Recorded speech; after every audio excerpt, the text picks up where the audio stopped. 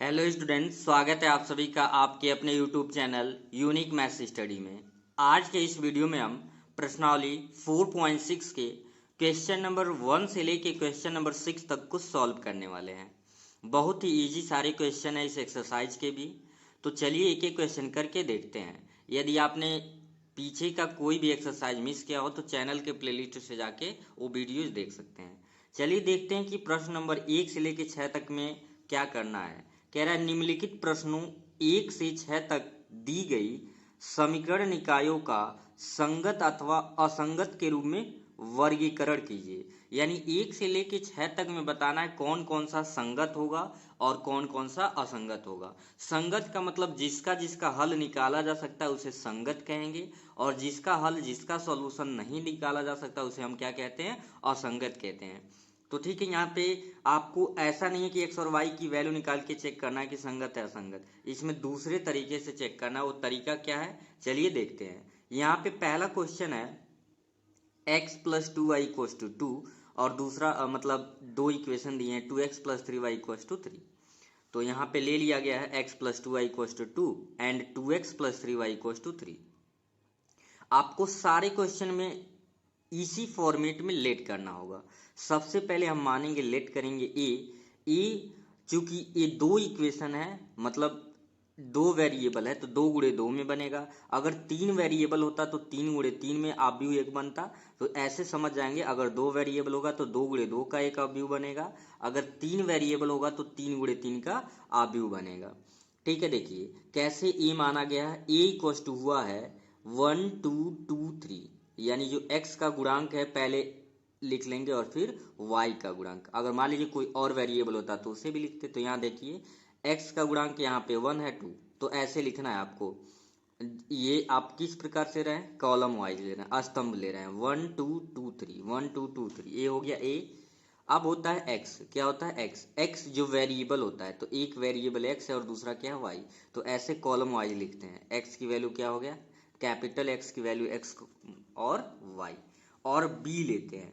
तो equation equal के इधर में जो वैल्यू होती है कॉलम वाइज ही स्तंभ के अनुसार ही 2 और 3 ले लेते हैं। तो आई होप आपको ये समझ आ गया कि ए और एक्स कैसे, ए एक्स और बी कैसे मानना है। सारे क्वेश्चन में आपको ये मानना ही होगा। ए की वैल्यू 1 2 2 3 हो गया, 2 गुणे 2 का आव्यूह। एक्स का मान, कैपिटल एक्स का मान, दो वेरिएबल है तो एक्स वाई, अगर और जेड होता मान लीजिए एक और वेरिएबल होता है एक्स वाई जेड हो जाता। बी की वैल्यू 2 और क्या हो गया 3। तो यहाँ पे हम कह रहे हैं अतः समीकरण के निकाय को एक्स इक्व टू बी के रूप में लिखा जा सकता है यदि डिटर्मिनेंट ऑफ ए यानी सारिक ए का मान 0 न आए। अगर डिटर्मिनेंट ऑफ मान लीजिए ए की वैल्यू 0 आ जाएगा तो ये क्या मिलेगा, बी बराबर 0, यानी कोई वैल्यू ही नहीं फाइंड होगा। तो यही कंडीशन है। और यदि डिटर्मिनेंट ऑफ ए की वैल्यू 0 नहीं आया तो इसे ही हम क्या कहते हैं, संगत कहते हैं। यानी बेसिकली आपको ए एक्स बी मान लेना है और ए की सहायता से डिटर्मिनेंट ऑफ ए निकालना है। अगर डिटर्मिनेंट ऑफ ए 0 नहीं आया तो हम कहेंगे संगत है, अदरवाइज क्या कहेंगे, असंगत है। तो ये इसलिए इतना टाइम लगा कि आपको पूरा कॉन्सेप्ट सिखा रहे हैं। वैसे 1 से 2 मिनट में आप कैलकुलेट कर लोगे। तो डिटर्मिनेंट ऑफ ए, ऊपर जो ए दिया है उसी को लिखेंगे डिटर्मिनेंट ऑफ ए का मतलब ए की जो वैल्यू है आव्यूह के फॉर्म में उसे लिख लेंगे डिटर्मिनेंट के फॉर्म में 1 2 और आपका क्या है 2 3। अब कैलकुलेट इसे करोगे जब 1 का 3 में होगा 3 और 2 का 2 में होगा तो क्या आ जाएगा 4।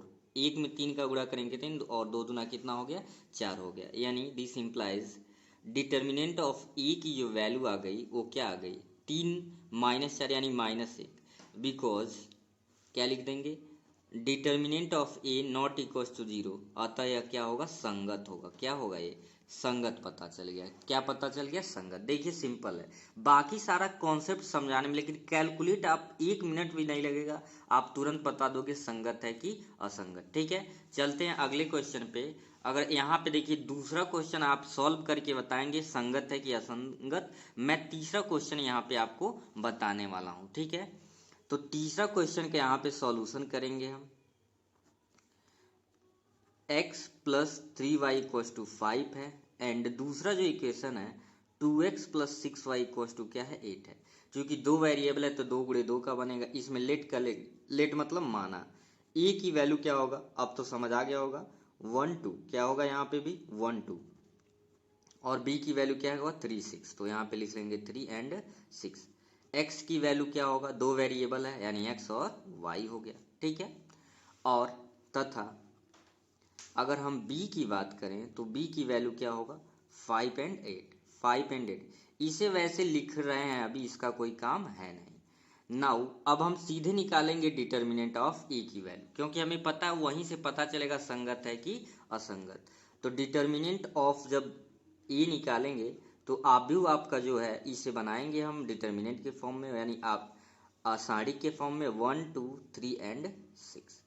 दिस इम्प्लाइज, अब इसे सॉल्व करेंगे determinant of A equal to 1 का 6 से मल्टीप्लाई करेंगे 6, ऐसे ही होता है 2 गुणे 2 का, 1 का 6 में किए 2 3 जा 6, तो क्या आ गया डिटर्मिनेंट ऑफ ए की वैल्यू आ गया 0। और जब डिटर्मिनेंट ऑफ ए की वैल्यू 0 आ गया तो इस संगत क्या होगा, संगत नहीं होगा, ये होगा असंगत। क्या होगा, असंगत। अगर ये 0 नहीं आता तो क्या हो जाता, संगत होता। तो आई होप आपको अच्छे से समझ आ गया होगा। अब चलते हैं क्वेश्चन नंबर 4 पे। देखिए बाबू क्वेश्चन नंबर 4 यहाँ पे दे रखा है। अब एक्स वाई जेड यानी इसमें 3 वेरिएबल है, मतलब सारिक जो आपकी बनेगी, आव्यूह जो बनेगा वो 3 गुणे 3 का, सारिक भी 3 गुणे 3 का बनेगा। तो देखते हैं कैसे लिखेंगे। यहाँ पे चाहो तो एक बार पूरा इक्वेशन लिख सकते हो या डायरेक्ट यहाँ से इक्वेशन दिया है तो लेट ए की वैल्यू हम निकाल लेते हैं। ए की वैल्यू पहले एक्स के जितने गुणांक है कॉलम में लिख लेंगे। एक्स का कोफिशिएंट 1, एक्स का 2 और एक्स का ए, तो ये हो जाएगा 1 2 और ए हो गया। फिर वाई का देखिए, वाई का 1 3 ए, तो ये हो जाएगा 1 3 ए। फिर जेड का 1 2 2 ए, क्या है 1 2 2 ए। ये आपको क्या मिल गया, ए मिल गया। एक्स की वैल्यू आपको पता है 3 वेरिएबल है, एक एक्स है एक वाई है जेड, तो वही लिख देंगे कॉलम वाई जेड यानी स्तंभ में एक्स वाई जेड। तथा बात करें अगर बी का तो बी क्या हो जाएगा बाबू, इक्वेशन के दूसरे साइड की जो वैल्यू है 1 2 4, 1 2 4, ये आपका हो गया बी। तो हमें अब डिटर्मिनेंट ऑफ ए निकालना है, तो लिखेंगे नाउ। नाउ का मतलब होता है अब। हम डिटर्मिनेंट ऑफ ए निकालने का मतलब ये जो आव्यूह 3 गुणे 3 का बना है इसे डिटर्मिनेंट के फॉर्म में लिखना पड़ेगा। तो ये हो जाएगा 1 2 ए 1 3 ए 1 2 एंड 2 ए। तो हमें बस ये देखना है कि डिटर्मिनेंट ऑफ ए की वैल्यू क्या आ रहा है। अगर 0 आया तो ये असंगत होगा, 0 नहीं आया तो क्या होगा, संगत होगा। तो कैसे तोड़ते हैं, किसी एक रो या किसी एक कॉलम के अनुसार तोड़ते हैं। तो हम पहले पंक्ति के अनुसार तोड़ रहे हैं, पहले रो के अनुसार। तो 1 लेंगे तो ध्यान दीजिए ये आपका छोड़ देता है ये पंक्ति और ये स्तंभ 3 2 ए 2 ए, तो क्या हो जाएगा 3 2 ए 2 ए। ठीक है, अब क्या बचा, पहला तो हो गया, अब दूसरा। तो आपको पता है प्लस के बाद से क्या लेते हैं, माइनस, प्लस के बाद से माइनस। तो ये आपका स्तंभ छूट जाएगा, ये पंक्ति 2 2 ए 2 ए, एकदम ध्यान से समझेंगे 2 2 ए 2 ए। ठीक है, तो प्लस था फिर माइनस हुआ, तो माइनस के बाद फिर एक क्या आता है प्लस। तो ये आप स्तंभ छोड़ दोगे, ये पंक्ति 2 3 ए ए, तो यहाँ लिखेंगे 2 3 ए ए। बस अब इसे ही सॉल्व कर लेना है। सॉल्व करते हैं, 1 का गुणा करेंगे तो अंदर तो कोई चेंजिंग आएगा नहीं, तो 3 का 2, 3 2 जा क्या हो गया 6 ए, बीच में होता है माइनस, ए का 2 में करेंगे 2 ए माइनस, क्योंकि माइनस है इसलिए ब्रैकेट में लिखेंगे 2 2 जा 4 ए का 2 में करेंगे तो यहाँ पे माइनस का 2 ए प्लस 2 का ए में मल्टीप्लाई करोगे 2 ए का 3 में होगा तो क्या आ जाएगा 3। ऐसे ही तो करते हैं 2 गुणे 2 का इस, अगर आपको आव्यूह कहीं मतलब सारणी का वैल्यू निकालना तो इसका गुणा इसमें माइनस के साथ इसका गुणा इसमें। ठीक है, 6a में से 2a को सब्ट्रैक्ट करोगे 4a आ जाएगा, और यहाँ पे माइनस है 4a में से 2a को सब्ट्रैक्ट करोगे क्या हो जाएगा 2a, 2a में से 3a को सब्ट्रैक्ट किए तो यहाँ पे क्या बचा माइनस है। एक बार और समझेंगे, 6 में से 2 को सब्ट्रैक्ट किए 4a हो गया, 4a में से 2a को सब्ट्रैक्ट किए 2a, पहले माइनस था माइनस है, 2a है माइनस 3a, तो ज़्यादा है 3a में से 2a को सब्ट्रैक्ट किए माइनस है। अब यहाँ अगर आप देखें तो 4a ये दोनों माइनस है, माइनस 2a माइनस है माइनस 3a हो जाएगा, यानी 4a में से 3a को सब्ट्रैक्ट करेंगे a, यानी डिटर्मिनेंट ऑफ ए की वैल्यू कितना आ गया, डिटर्मिनेंट ऑफ ए की वैल्यू a आया। अतः यह क्या होगा, ये संगत होगा। क्या हो जाएगा, संगत होगा। तो ऐसे ही आपको क्या करना है, चेक करना है। तो आपके लिए फिर 5वां क्वेश्चन मैं दे रहा हूँ, आप बताएंगे सॉल्व करके कमेंट सेक्शन में कि ये संगत है कि असंगत है। बचा छठा क्वेश्चन, तो उसे अभी हम लोग सॉल्व करके देखते हैं संगत है या असंगत। छठा क्वेश्चन आपका दिया हुआ है 5x - y + 4z = 5, फिर है 2x + 3y + 5z = 2 and 5x - 2y + 6z = -1। तो सबसे पहले यहाँ पे हम क्या लिखेंगे, लेट ए की वैल्यू निकालते हैं। तो पहले x का गुणांक जितना है 5 2 5, तो यहाँ पे हो जाएगा 5 2 5। फिर b -1 3 -2 क्या होगा, -1 3 एंड -2। फिर z का 4 5 6, तो यहाँ पे लिख लेंगे 4 5 6। x की वैल्यू हम निकालें, कैपिटल X लेते हैं तो क्या होगा, वेरिएबल है x y z एंड बचा आपका क्या b। तो b हम यहाँ से कैलकुलेट करेंगे, b निकालेंगे क्या है, राइट हैंड साइड की वैल्यू 5 2 -1, तो यहाँ पे ऐसे लिखते हैं 5 2 -1। अभी आपको 1 से लेकर 6 तक में x और b का ज़रूरत नहीं पड़ रहा है, सिर्फ a से ही कैलकुलेट हो जा रहा है। अब 6 के बाद से जितने भी क्वेश्चन आएंगे उन सब में आपको x और b की भी ज़रूरत पड़ेगी, तो फिर वहाँ पे देखेंगे इसका काम क्या है। अभी फिलहाल बताना है संगत की असंगत, तो a से हम बता लेंगे। लिखेंगे देयरफॉर डिटर्मिनेंट ऑफ a अगर हम निकालें तो 5 2 5 हो जाएगा, -1 3 -2 4 5 एंड 6।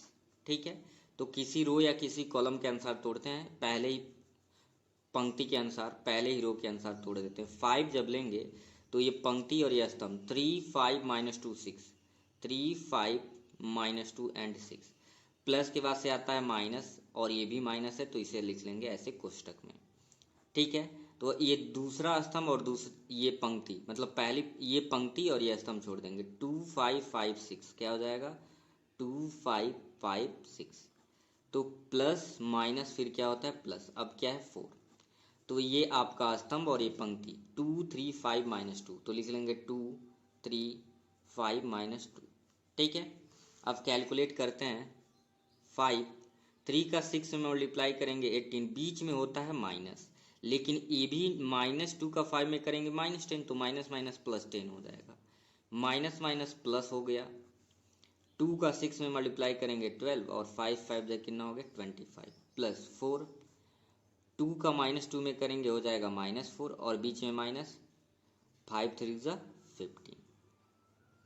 तो 5 इंटू 18 और 10 हो गया 28, प्लस 1 गुणे 25 में से 12 को घटाएंगे तो क्या बचेगा, 13 बचेगा, माइनस का क्या बचेगा 13। 5 में 2 गया 3 और 2 में से गया 1, प्लस 4 -4 -15। तो 15 और 4 दोनों को जब जोड़ लेंगे आप तो 15 4 कितना हो जाएगा माइनस का 19। अब सॉल्व कर लीजिए, 5/40 और 5 × 10 = 14। 1 का 13 में गुणा करेंगे तो ये -13 होगा, 19 को 76। ठीक है, तो इस तरीके से हम देख रहे हैं 140, ये दोनों माइनस ऐड कर लीजिए 639 718। सब टिक करेंगे, 10 में 9 को 1 बचेगा, हासिल दे दिया 3। 13 में से 8 को घटाएंगे तो क्या बचेगा 8 5 13। तो हम यहाँ पे क्या देख रहे हैं, because determinant of A not equal to 0, इसलिए क्या होगा, इसलिए संगत हो, क्या होगा आपका संगत होगा। तो इस तरीके से चेक करना था कौन सा संगत है और कौन असंगत है। तो पूरा 1 से लेकर 6 तक सॉल्व हो चुका है। फिर मिलेंगे इसी तरह के नए वीडियो में, तब तक के लिए थैंक यू।